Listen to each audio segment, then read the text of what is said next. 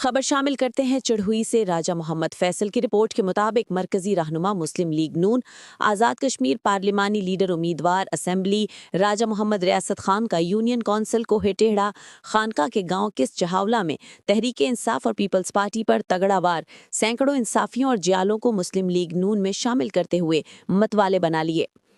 کس چہاولہ کی حجام برادری کے ٹھیکیدار محمد بشیر، حاجی محمد نذیر، محمد جمیل، محمد شبیر، محمد یونس، محمد پنو وغیرہ نے اپنی برادری اور جاٹ برادری کے عبدالخالق محمد عزیز چودھری، محمد فاروق چودھری اور کمبو نے ایک بڑے جلسہ میں اپنے دوست احباب سمیت سب نے راجہ ریاست خان کی قیادت پر اعتماد کرتے ہوئے دیگر جماعتوں کو چھوڑ کر جینا مرنا مسلم لیگ نون اور راجہ ریاست خان سے جوڑ لیا۔